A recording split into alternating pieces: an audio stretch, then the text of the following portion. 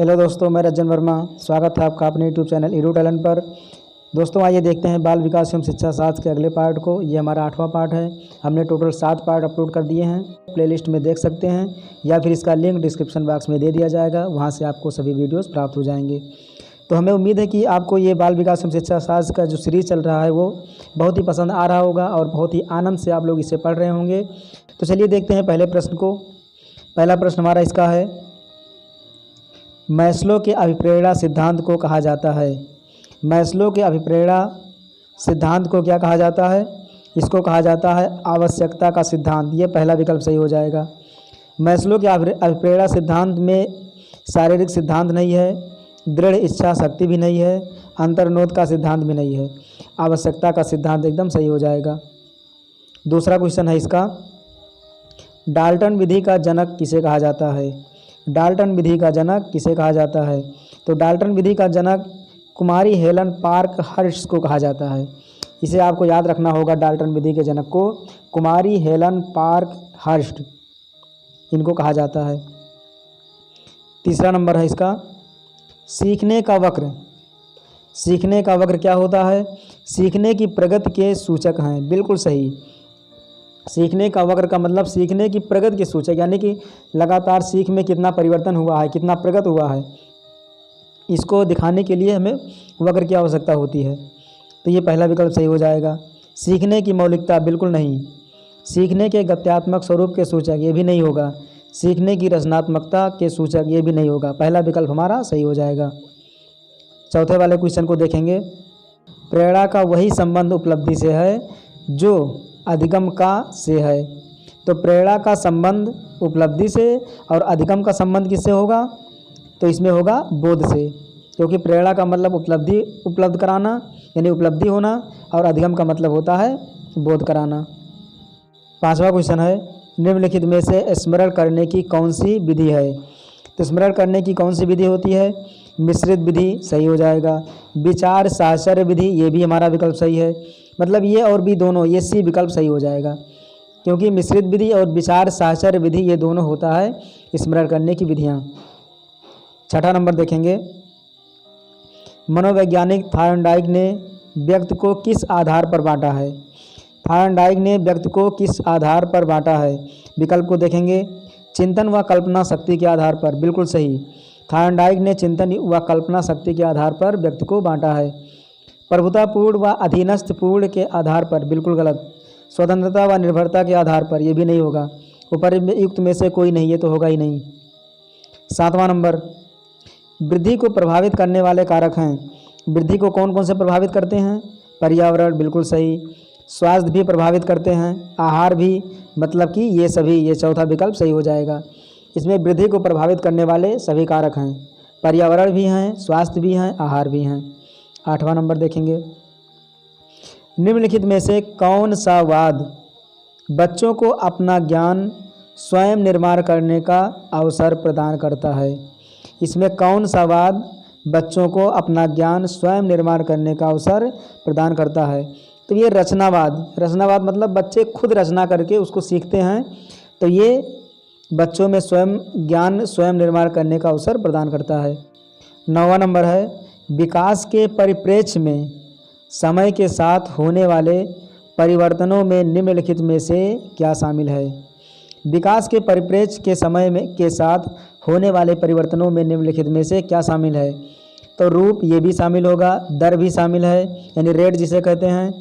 अनुक्रम, एक निश्चित अनुक्रम में बढ़ता रहना, ये भी शामिल है, मतलब कि ये सभी हो जाएगा। रूप, दर, अनुक्रम, ये सभी चारों विकल्प, यानी कि डी विकल्प सही हो जाएगा हमारा। 10वां क्वेश्चन देखेंगे इसका। 10वां क्वेश्चन है, कक्षा में प्रभावी व्याख्यान देते समय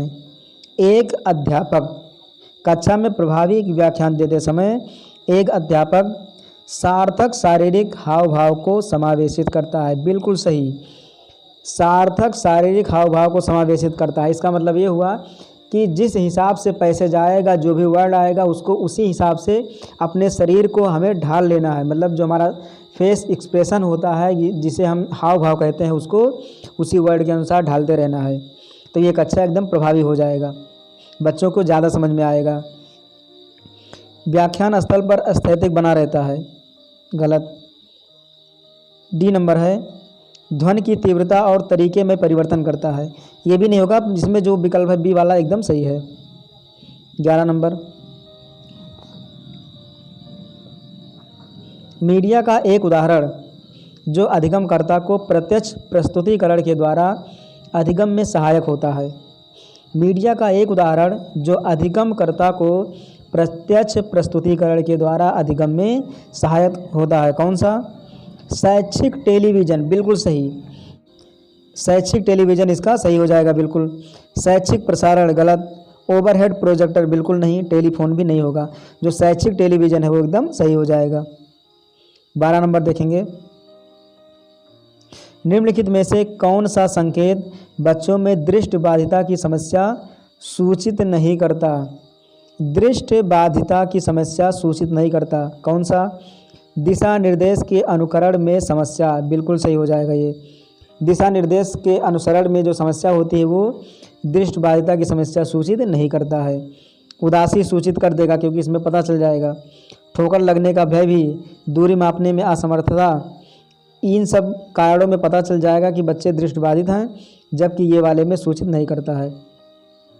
13 नंबर, विद्यालय से विद्यार्थियों के भाग जाने का कारण है। ये बहुत बढ़िया टॉपिक है, विद्यालय से विद्यार्थियों के भाग जाने का कारण। तो क्या कारण हो सकता है इसका? चलिए देखते हैं विकल्प को। कक्षा शिक्षण में रुचि का अभाव, हाँ ये सही हो सकता है कि अगर बच्चे का रुचि नहीं है तो हो सकता है कक्षा छोड़कर भाग जाए, पर ये भी नहीं हो सकता कि वो स्कूल छोड़कर घर ही चला जाए, ये हो भी नहीं सकता ये, क्योंकि अगर रुचि नहीं आ रहा उसे तो वो बैठा रह जाएगा पर भागेगा नहीं। विद्यार्थियों में अध्ययन में रुचि का अभाव, हाँ अध्ययन में रुचि ना होना तो ये भी कारण हो सकता है, परंतु इससे बच्चे भागेंगे नहीं बल्कि वो शांत बैठे रह जाएंगे, समझ में नहीं आएगा, इतना हो सकता है। सी विकल्प है, विद्यार्थियों को दंड नहीं देना, नहीं ये तो गलत हो जाएगा। अगर दंड देंगे तो भाग जाएगा, दंड नहीं देंगे तो वो भागेगा क्यों, वो तो बैठा रह जाएगा स्कूल में ही।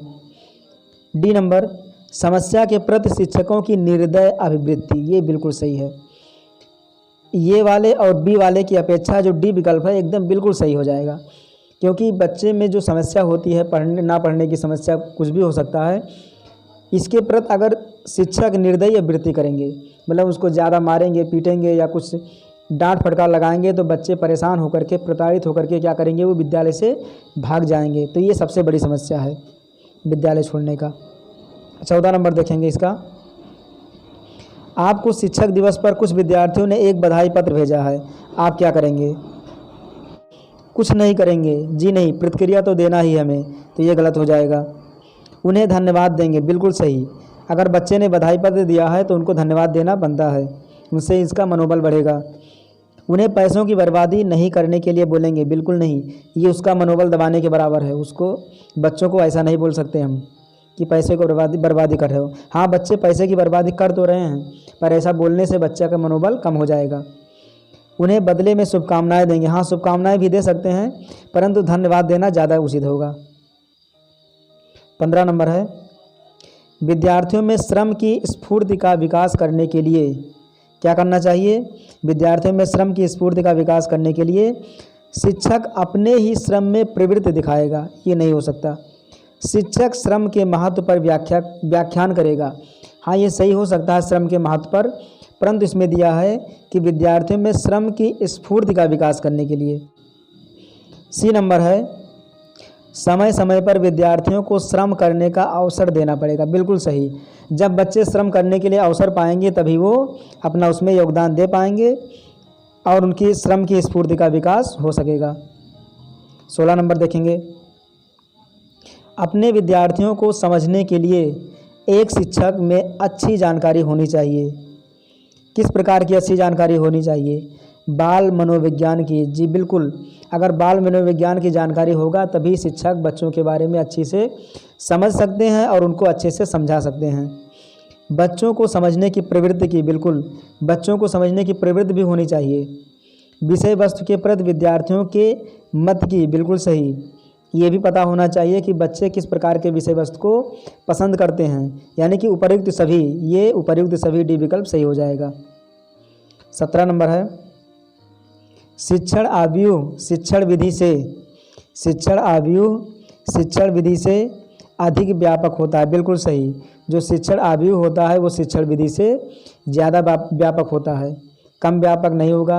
अधिक विशिष्ट ये भी नहीं होगा, कम विशिष्ट ये भी नहीं होगा, बल्कि अधिक व्यापक होता है। पहला विकल्प सही हो जाएगा। 18 नंबर, निम्नलिखित में से कौन सी विशेषता शिक्षण आव्यूह से संबंधित नहीं है? तो शिक्षण आव्यूह से कौन सी विशेषता संबंधित नहीं है? विकल्प को देखेंगे एक एक करके। शिक्षण आव्यूह शिक्षक की शिक्षण कुशलता में वृद्धि करती है। हाँ, ये सही तो है, परंतु इसमें दिया है शिक्षण आव्यूह से संबंधित नहीं है, इसमें नहीं कहा है, तो ये तो होगा, परंतु नहीं वाला नहीं है। ये शिक्षक की कर्तव्य निष्ठा में वृद्धि करती है। बिल्कुल सही है, यानी शिक्षण आव्यूह से संबंधित ये भी है, परंतु नहीं वाला विकल्प ढूंढना है हमें। सी वाले में शिक्षक को विद्यार्थियों की अधिगम प्रगति का मूल्यांकन में सहायता करती है। बिल्कुल सही, ये शिक्षण आव्यूह से संबंधित नहीं है। डी विकल्प है शैक्षिक उद्देश्यों को प्राप्त करने में सहायता पहुंचाती है, ये भी नहीं होगा। 19 नंबर, समावेशित शिक्षा है। समावेशित शिक्षा क्या होता है? समावेशित शिक्षा विशेष बालकों की विशेष शिक्षा, गलत। सभी बालकों के लिए विशेष शिक्षा, गलत। एकीकृत शिक्षा, ये भी गलत। विशेष बालकों की समान सहभागिता, बिल्कुल सही। विशेष बालकों की समान सहभागिता ही क्या कहलाता है? समावेशित शिक्षा कहलाता है। तो 20वें नंबर को देखेंगे। मूल्यांकन होता है। मूल्यांकन क्या होता है? सापेक्षिक, बिल्कुल सही। मूल्यांकन सापेक्षिक होता है। 21 नंबर देखेंगे। 21 नंबर क्वेश्चन है, कैटल के अनुसार सामान्यतः ठोस बुद्धि में वह संज्ञानात्मक निष्पादन सम्मिलित हैं जिनकी सहायता से व्यक्ति क्या करता है? कुशल निर्णय ले सकता है। बिल्कुल सही हो जाएगा। कैटल के अनुसार कुशल निर्णय ले सकने वाला, ये बिल्कुल सही हो जाएगा विकल्प। क्वेश्चन को एक बार फिर देखेंगे। कैटल के अनुसार सामान्यतः ठोस बुद्धि में वह संज्ञानात्मक निष्पादन सम्मिलित हैं जिनकी सहायता से व्यक्ति कुशल निर्णय ले सकता है। कुशल निर्णय नहीं ले सकता, बिल्कुल गलत। अन्य के साथ संबंध स्थापित करता है, गलत। उपर्युक्त में से कोई नहीं, ये भी गलत। तो ये विकल्प सही हो जाएगा। 22 है, निम्नलिखित में से क्या बच्चों के सृजनात्मकता के विकास में सहायक नहीं है? सृजनात्मकता के विकास में सहायक क्या नहीं है? भाषण, ये सहायक नहीं है। खेल तो होगा, कहानी लेखन भी होगा, निर्माण संबंधी क्रियाएं, ये सब हैं अधिगम से संबंधित, परंतु ये भाषण सहायक नहीं होगा। 23 नंबर है, व्यक्तित्व का अर्थ है व्यक्ति में निहित क्षमताओं एवं योग्यताओं का योग, ये नहीं होगा। शारीरिक रंग रूप व संरचना, ये भी नहीं होगा। व्यक्ति में निहित समस्त क्षमताओं एवं योग्यताओं का गत्यात्मक संगठन, बिल्कुल सही। व्यक्ति में निहित समस्त क्षमताओं एवं योग्यताओं का गत्यात्मक संगठन होता है व्यक्तित्व। डी विकल्प है वातावरण के साथ विशिष्ट समायोजन, ये भी गलत है। 24 नंबर देखेंगे। फ्रायड के व्यक्तित्व संरचना सिद्धांत के अंतर्गत व्यक्तित्व का नैतिक पक्ष है। क्या होता है नैतिक पक्ष? परम अहम, सुपर ईगो। परम अहम यानी कि सुपर ईगो, ये इंग्लिश वर्ड है, तो ये विकल्प सही हो जाएगा इसका। 25 नंबर देखेंगे। समायोजन व्यक्ति को सहायता प्रदान करते हैं। समायोजन व्यक्ति को सहायता प्रदान करते हैं। विकल्प को देखेंगे। व्यक्ति की इच्छाओं को पूरा करने में, गलत। व्यक्ति की आवश्यकताओं को पूरा करने में, गलत। व्यक्ति की इच्छाओं तथा आवश्यकताओं को पूरा करने की योग्यता विकसित करने में, ये भी गलत। डी विकल्प को देखेंगे। व्यक्ति की इच्छाओं आवश्यकताओं को पूरा करने संबंधी योग्यताओं तथा क्षमताओं में संतुलन स्थापित करने में, ये बिल्कुल सही हो जाएगा। इच्छाओं आवश्यकताओं को पूरा करने संबंधी योग्यताओं तथा क्षमताओं में संतुलन स्थापित करने में होगा, ये बिल्कुल सही हो जाएगा। समायोजन का मतलब ही होता है संतुलन स्थापित करना। निम्नलिखित में से अधिगम का उच्चतम स्तर है। अधिगम का उच्चतम स्तर क्या होता है? अमूर्त चिंतन स्तर, ये बिल्कुल सही है। अधिगम का जो उच्चतम स्तर होता है वो अमूर्त चिंतन स्तर होता है। 27 नंबर, अधिगम अनुभवों तथा प्रशिक्षण के फलस्वरूप व्यवहार परिमार्जन है। यह परिभाषा निम्नलिखित में से किस मनोवैज्ञानिक द्वारा दी गई है? तो देखेंगे विकल्प को, गेट्स व अन्य, ये बिल्कुल सही हो जाएगा पहला ही। क्रो एंड क्रो का नहीं है, थार्नडाइक का भी नहीं है, वुडवर्थ का भी नहीं है। इसमें किसका है? गेट्स एवं अन्य का ये परिभाषा है। अधिगम अनुभवों तथा प्रशिक्षण के फलस्वरूप व्यवहार परिमार्जन है, बिल्कुल सही हो जाएगा ये विकल्प। 28 नंबर है, कक्षा कक्ष में शिक्षण कार्य के दौरान अध्यापक द्वारा अधिगम क्रियाकलापों को उपलब्ध कराने का उदाहरण है। विकल्प को देखेंगे, अधिगम उपलब्ध कराने का कारण कौन सा है? छात्रों द्वारा प्रश्न का उत्तर न दिए जाने पर स्वयं उत्तर बताना, ये नहीं होगा। बी नंबर देखेंगे, किसी सूत्र को पढ़ा देने के बाद छात्रों को उस सूत्र के प्रयोग द्वारा कुछ प्रश्नों को हल करने के लिए देना, बिल्कुल सही हो जाएगा। अगर कोई सूत्र बच्चों को बता दें और उसी सूत्र पर हम कुछ प्रश्न को दे दें बच्चों से को सॉल्व करने के लिए, तो ये ज़्यादा उचित होगा। किसके लिए? अधिगम क्रियाकलापों की उपलब्धि कराने में। 29 नंबर है, मैकडूगल ने मूल प्रवृत्तियों की संख्या कितनी बताई है? तो मैकडूगल ने कितनी मूल प्रवृत्तियों की संख्या बताई है? तो 141 हो जाएगा। ये हमारा 30वां और लास्ट क्वेश्चन है। मॉन्टेसरी के अनुसार बच्चों में भाषाई कौशल विकसित करने का क्रम है। तो मॉन्टेसरी के अनुसार बच्चों में भाषाई कौशल विकसित करने का सही क्रम क्या होता है? तो इसे आपको याद रखना है।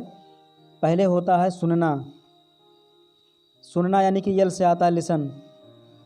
दूसरा होता है बोलना यानी कि स्पीक। तीसरा होता है लिखना यानी कि राइट, डब्लू। और तीसरा होता है पढ़ना यानी कि रीड। तो ये आपको याद रखना है, ये LSWR यानी कि बी विकल्प सही हो जाएगा। तो ये होता है मॉन्टेसरी के अनुसार बच्चों में भाषाई कौशल विकसित करने का सही क्रम।